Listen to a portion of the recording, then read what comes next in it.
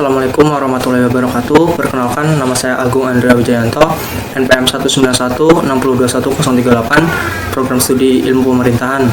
Di sini saya akan menjawab soal ujian akhir semester mata kuliah Politik Keuangan Negara dengan dosen pengampu adalah Bapak Budi Kurniawan. Soal ujian akhir semester pada kali ini adalah jika saya dipilih untuk membuat kebijakan dalam mengataskan permasalahan COVID-19 di Indonesia, maka kebijakan ekonomi apa yang akan saya ambil? Dengan adanya bencana COVID-19 ini, seluruh sektor terkena dampaknya, baik sektor ekonomi, kesehatan, pendidikan, maupun sosial. Di sini saya akan membahas mengenai dampak ekonomi dari adanya COVID-19 ini. Dengan adanya COVID-19 ini, sektor ekonomi mengalami penghambatan. Hal ini karena tidak adanya pabrik-pabrik yang berjalan dengan lancar atau tidak melakukan operasi, dan banyak dari tenaga kerja yang terkena PHK. Akibatnya, barang-barang menjadi langka dan mengalami harga yang mahal. Kenapa harga barang jadi mahal dan jadi kelangkaan? Kelangkaan itu terjadi karena permintaan yang terlalu banyak yang tidak diimbangi dengan ketersediaan barang di pasaran. Nah, untuk itu saya akan menjelaskan dahulu perekonomian Indonesia.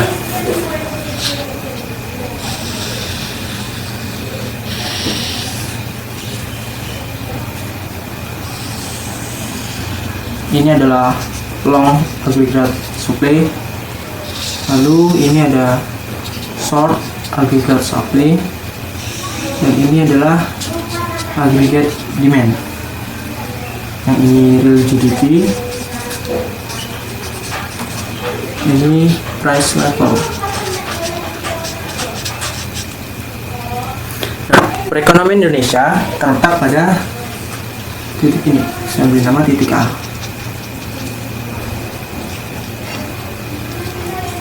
Nah, perekonomian Indonesia ini mengalami resesi dari tahun 2019 karena pada tahun 2020 bencana COVID-19 telah melanda Indonesia yang mengakibatkan sektor perekonomian Indonesia menjadi menurun.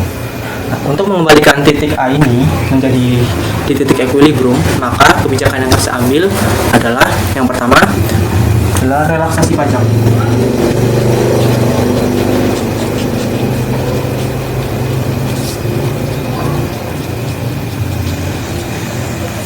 Yang pertama yaitu relaksasi pajak. Nah, baik itu pada sektor industri manufaktur maupun pada pajak penghasilan. Oleh karena itu, pemerintah perlu melakukan relaksasi pajak seperti pemotongan pajak, percepatan pembayaran restitusi, dan penundaan cicilan pajak. Seperti yang kita tahu, dengan adanya COVID-19 ini, bahwa masyarakat ada yang terkena PHK atau ada yang tidak mendapat penghasilan sama sekali. Oleh karena itu, jika pajak tetap berada pada ketentuannya, maka masyarakat akan mengalami kesusahan karena dalam memenuhi kebutuhannya saja mereka tidak mampu. Nah, kebijakan yang kedua yang akan saya lakukan untuk mengatasi COVID-19 ini adalah mengalokasikan APBN.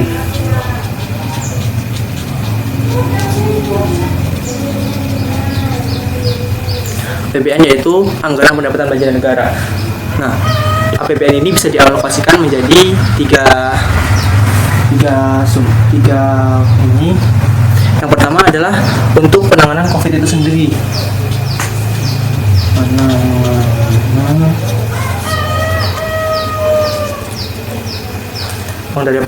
Uang dari APBN ini bisa digunakan untuk penanganan COVID, yaitu seperti mencari vaksin atau melakukan penelitian untuk menemukan vaksin, terus membeli alat kesehatan seperti APD dan masker, dan digunakan untuk keperluan lainnya. Dan kemudian dana APBN ini bisa dialokasikan untuk sektor sosial.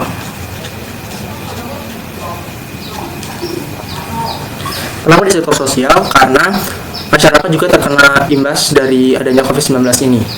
Dana sosial, sektor sosial ini bisa dilakukan melalui BLT, bantuan langsung tunai, ataupun program keluarga harapan atau PKH.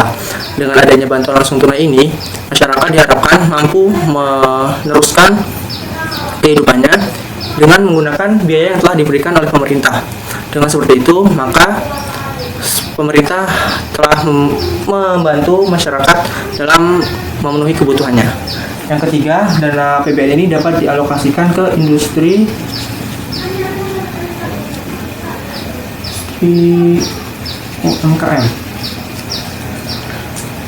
Nah, dengan adanya COVID-19 ini kan seluruh industri ada yang tidak melakukan operasi atau memproduksi barang, sehingga pemerintah harus mengalokasikan dana APBN tersebut untuk meminjamkan kepada industri-industri untuk membuka lagi atau memulai lagi usahanya dalam memenuhi kebutuhan masyarakat. Nah, kebijakan yang ketiga yang akan saya ambil untuk menangani COVID-19 ini adalah membeli produk UMKM. Nah, dengan pemerintah membeli produk UMKM yang ada di masyarakat, maka uang pemerintah keluarkan tersebut akan berimbas kembali kepada masyarakat. Jika pemerintah semakin banyak membeli barang pada masyarakat ataupun membeli barang yang ada di dalam negeri, maka hasil dari uang tersebut juga akan berputar di negara tersebut dan bisa saja menaikkan perekonomian yang ada di Indonesia. Ini mengalami kenaikan atau increase. Nah, selain itu adalah pemerintah harus mendorong BUMN untuk memberdayakan UMKM. Kebijakan keempat yang akan saya lakukan dalam menangani COVID-19 ini adalah memberikan subsidi. Nah, subsidi ini untuk menjaga daya beli masyarakat. Sebagai dampak perlambatan perputaran roda ekonomi, pemerintah harus mengurangi beban biaya yang secara langsung. Dengan adanya subsidi ini, maka masyarakat yang terkena dampak COVID-19 bisa lebih hemat dalam pengeluaran uang, karena kita tahu bahwa tidak semua masyarakat yang telah terkena dampak COVID-19 ini memiliki penghasilan. Dengan memberikan subsidi kepada masyarakat, maka dapat dialokasikan menjadi subsidi listrik,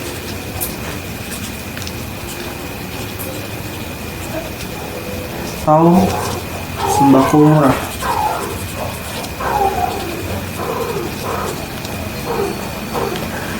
Kita yakin bahwa listrik menjadi kebutuhan di rumah tangga, maka dengan adanya subsidi listrik ini akan meringankan beban masyarakat.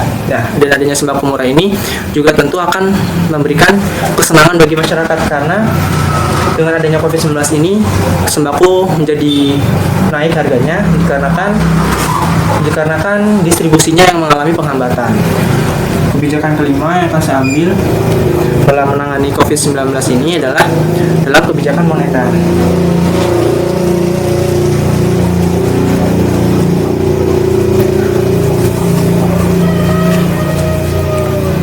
Yang kelima yaitu kebijakan moneter. Nah, di bidang moneter ini, kebijakan yang diambil itu harus seimbang dan selaras dengan kebijakan fiskal untuk menangani COVID-19 terhadap ekonomi nasional. Nah, oleh karena itu, otoritas moneter harus dapat dijaga dengan cara mengendalikan nilai tukar rupiah.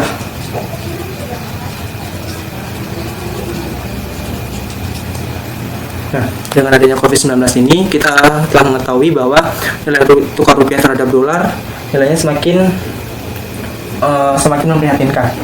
Yang kedua yaitu dengan mengendalikan inflasi.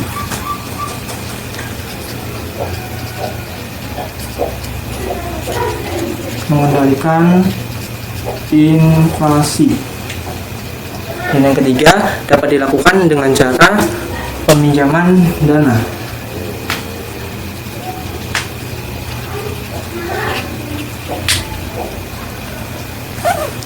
Nah, dalam peminjaman dana ini diharapkan pada sektor perbankan, yaitu memberikan kredit usaha rakyat kepada masyarakat yang terkena dampak dari COVID-19 ini. Nah, jika 5 kebijakan ini telah dilakukan,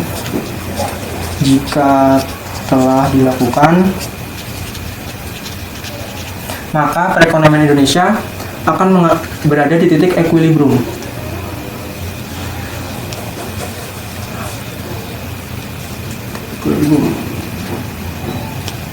Di 0 ada 2. Jika perekonomian telah kembali di titik tengah atau di titik keseimbangan yang bisa disebut titik equilibrium, maka perekonomian Indonesia mengalami kenaikan lagi dari yang sebelumnya berada di titik A, terus mengalami peningkatan, dan kemudian sampai dengan titik equilibrium. Demikian video ujian akhir semester yang saya sampaikan. Saya akhiri. Wassalamualaikum warahmatullahi wabarakatuh.